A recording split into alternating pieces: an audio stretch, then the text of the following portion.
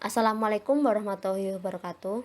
Kami dari kelompok 7 Biopsikologi yang beranggotakan Gabriela, Intan, Bella Lutfiana, Fajar, dan Hanifah. Pada kesempatan kali ini, kami akan berusaha membahas mengenai diet karbohidrat, menjelaskan sedikit terkait mitos seputar diet karbohidrat yang berkembang di kalangan masyarakat, dan meluruskan pandangan-pandangan yang salah mengenai diet tersebut. Konten materi yang terkandung dalam PPT ini adalah yang pertama, apa itu diet karbohidrat? Kedua, mitos di masyarakat. Ketiga, dampak diet karbohidrat. Dan keempat, tips diet sehat. Saya, Fajar Aini Nastiti, akan menjelaskan mengenai konten pertama, yakni apa itu diet karbohidrat. Sebelumnya, siapa sih yang tidak menginginkan tubuh yang ideal? Baik pria maupun wanita, pasti sama-sama menginginkannya. Untuk mencapai tubuh yang ideal tersebut, sebagian orang pun rela untuk melakukan diet yang ketat. Salah satu diet yang paling banyak dipilih adalah diet karbohidrat. Apa itu diet karbohidrat? Diet karbohidrat adalah salah satu diet yang populer di masyarakat. Diet ini disanjung karena dikatakan bahwa dapat menurunkan berat badan dengan waktu yang relatif singkat. Maka, orang yang melakukan diet karbohidrat ini bertujuan untuk menurunkan berat badannya dengan cara mengurangi secara signifikan atau bahkan tidak mengonsumsi karbohidrat sama sekali. Hal ini dapat disimpulkan bahwa diet karbohidrat adalah diet yang ditujukan untuk menurunkan berat badan dengan cara mengurangi secara signifikan atau tidak mengonsumsi karbohidrat sama sekali. Terdapat dua jenis diet yang sama-sama menerapkan diet karbohidrat, yakni diet keto dan diet Atkins. Pertama, diet keto. Diet keto menerapkan konsumsi lemak sebagai bahan utama, yakni sekitar lebih dari 60% dari makanan sehari-hari dan menyantap sangat sedikit karbohidrat. Yang kedua, diet Atkins. Berbeda dengan diet keto yang mengakukan lemak, diet Atkins menerapkan protein sebagai sumber utama asupan, yakni sekitar 30-50%. Kedua diet ini dianggap sukses dalam menurunkan berat badan dalam waktu yang relatif singkat. Hal tersebut masuk akal karena umumnya konsumsi karbohidrat yang berlebihan dituding sebagai kambing hitam peningkatan berat badan yang berlebihan. Namun, adakah bahaya diet rendah karbohidrat bagi kesehatan? Selanjutnya, mitos-mitos yang beredar di masyarakat mengenai diet karbohidrat. Saat ini, banyak mitos yang beredar mengenai diet karbohidrat. 3 yang paling sering kita jumpai ialah yang pertama, karbohidrat adalah penyebab utama kegemukan dan kenaikan berat badan. Dan yang kedua, bila ingin berat badan turun, kita harus berhenti mengkonsumsi karbohidrat. Dan yang ketiga, otak lebih membutuhkan protein, oleh karenanya berhenti mengkonsumsi karbohidrat. Ketiga hal tersebut merupakan mitos dan penyimpangan dari fakta-fakta yang ada. Fakta yang sebenarnya adalah yang pertama, karbohidrat bukan satu-satunya penyebab utama kegemukan dan kenaikan berat badan. Banyak hal-hal yang dapat menjadi penyebab kegemukan dan kenaikan berat badan, bahkan ada pula yang tidak terduga. Di antaranya kurangnya aktivitas bergerak, sistem metabolisme tubuh yang menjadi lambat, stres, kurang tidur, dan adanya konsumsi obat-obat tertentu. Selain itu, menurut Kurdanti 2015, asupan energi, lemak, dan karbohidrat berlebih, frekuensi konsumsi fast food, aktivitas fisik tidak aktif, faktor keturunan, serta tidak sarapan juga dapat menjadi penyebab kegemukan atau peningkatan berat badan. Fakta yang kedua, konsumsi karbohidrat itu sangat penting.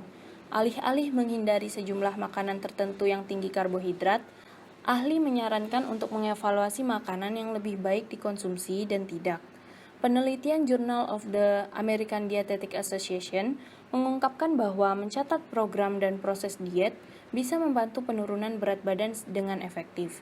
Lalu, sebuah studi di jurnal Medicine and Science in Sport and Exercise juga menyarankan setidaknya 225 hingga 420 menit aktivitas fisik per minggu dapat menurunkan berat badan secara efektif. Maka, bisa disimpulkan bahwa berhenti mengkonsumsi karbohidrat bukanlah solusi yang tepat untuk menurunkan berat badan. Dan fakta yang ketiga, karbohidrat sangat dibutuhkan oleh tubuh dan otak.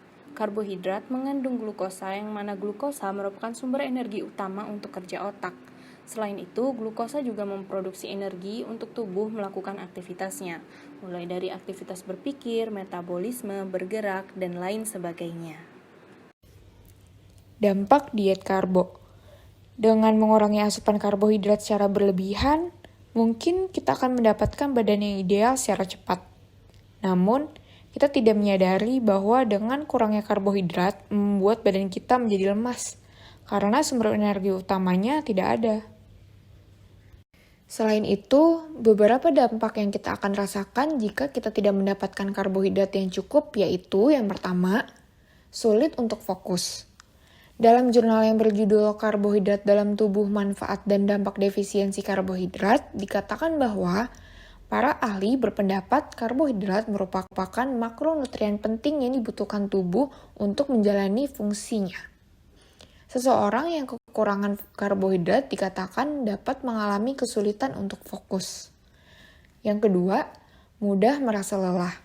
Dalam jurnal yang berjudul Karbohidrat dalam Tubuh Manfaat dan Dampak Defisiensi Karbohidrat dikatakan bahwa semakin banyak aktivitas fisik yang kita lakukan, maka semakin banyak pula karbohidrat yang kita butuhkan. Idealnya, karbohidrat harus berkontribusi pada 50-60% diet harian. Jika kita konsumsi kurang dari itu, maka kita akan mudah merasa lelah. Yang ketiga, adanya gangguan pada metabolisme tubuh. Dalam jurnal yang berjudul Karbohidrat dalam Tubuh Manfaat dan Dampak Defisiensi Karbohidrat dikatakan bahwa karbohidrat merupakan sumber energi terbesar yang dibutuhkan tubuh dan memiliki peran penting untuk metabolisme protein dan lemak. Selanjutnya, masih berbicara mengenai dampak diet karbohidrat, ada dampak pada menurunnya daya konsentrasi dan daya ingat. Dalam jurnal yang berjudul Hubungan Kebiasaan Sarapan, Kecukupan Zat Gizi, dan Cairan dengan Daya Konsentrasi Anak Sekolah Dasar, dikatakan bahwa jika konsumsi energi rendah, maka proses pengangkutan glukosa sebagai nutrisi otak akan terganggu. Ketika otak mengalami kekurangan glukosa, akan mempengaruhi daya konsentrasi. Setelah itu, ada juga peningkatan kolesterol LDL. Dalam British Journal of Nutrition, terdapat penelitian yang dilakukan yang berjudul Effects of Low Carbohydrate Diets versus Low Fat Diets on Body Weight and Cardiovascular Risk Factors, a meta-analysis of randomized controlled trials. Tujuan dari penelitian itu salah satunya adalah untuk menilai efek dari diet rendah karbohidrat. Penelitian dilakukan pada subjek penelitian dengan asupan karbohidrat kurang dari 20% dari total asupan energi. Hasil penelitian menunjukkan bahwa dibandingkan dengan peserta diet rendah lemak, peserta diet rendah karbohidrat mengalami penurunan berat badan yang lebih besar. Akan tetapi, terdapat peningkatan yang lebih besar pada kolesterol HDL dan kolesterol LDL. Setelah itu, ada pula resiko kanker payudara. Dalam jurnal Adherence to the Low Carbohydrate Diet and the Risk of Breast Cancer in Iran, terdapat studi yang menyelidiki hubungan antara kepatuhan terhadap diet rendah karbohidrat dan kemungkinan kanker payudara pada wanita. Hasil dari penelitian ini menunjukkan bahwa individu dalam kuartil ketiga skor LCD atau asupan karbohidratnya sedikit 1,94 kali lebih mungkin untuk menderita kanker payudara dibandingkan mereka yang berada di kuartil terendah atau asupan karbohidratnya lebih banyak. Maka, kepatuhan terhadap diet rendah karbohidrat dapat dikaitkan dengan peningkatan kemungkinan kanker payudara pada wanita. Selanjutnya adalah tips diet sehat yang sekaligus menjadi pembahasan terakhir dalam video kali ini. Agar keinginan untuk memiliki badan yang ideal dapat tercapai tanpa membahayakan tubuh, maka kita harus melakukan diet secara sehat. Berikut 6 tips diet sehat yang akan kami jelaskan. Yang pertama, memilih makanan yang tepat. Sangat dianjurkan bagi orang yang ingin melakukan diet untuk menghindari makanan berlemak, mengandung gula tinggi, gorengan, dan makanan dalam kemasan. Perbanyaklah makan sayur, buah, daging merah dan putih tanpa lemak, ikan, kacang, dan biji-bijian. Yang kedua, mengatur porsi makan. Porsi makan yang baik adalah porsi makan yang memenuhi kebutuhan kalori per hari. Cara mudah untuk mengatur porsi makan adalah membagi piring menjadi 4 bagian. 1/4 untuk daging atau sumber protein lain, 1/4 untuk karbohidrat, dan 2/4 terakhir untuk sayuran hijau dan berwarna-warni. Yang ketiga, membuat jadwal makan. Kesalahan besar yang dilakukan saat diet adalah melewatkan jam makan. Sebenarnya, tidak apa jika makan 3 kali sehari, asalkan porsinya sesuai dengan apa yang telah dijelaskan sebelumnya. Usahakan sarapan dengan makanan tinggi protein dan serat agar bisa kenyang sampai siang hari. Yang keempat, kurangi gula dan garam. Tidak hanya gula dan garam, namun juga minyak dan lemak. Kementerian Kesehatan Republik Indonesia merekomendasikan agar kita mengonsumsi gula sebanyak 4 sendok makan per hari, garam 1 sendok teh per hari, dan lemak 5 sendok makan per hari. Yang kelima, menjadikan olahraga sebagai kebutuhan. Beberapa hal yang sudah dijelaskan sebelumnya akan kurang berhasil jika tidak diimbangi dengan olahraga, karena tubuh perlu membakar ekstra kalori yang masuk dalam tubuh dan membentuk otot. Kita bisa memulai dengan jalan santai dan jogging di sekitar rumah selama 30 menit. Dan yang terakhir, jauhi kebiasaan buruk. Tidak hanya saat diet, namun memiliki pola hidup sehat sangat diperlukan tiap saat.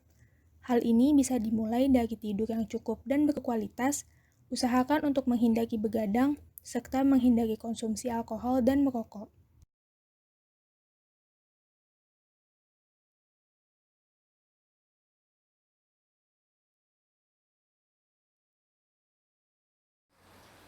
Itulah penjelasan kami mengenai mitos dan fakta tentang diet karbohidrat.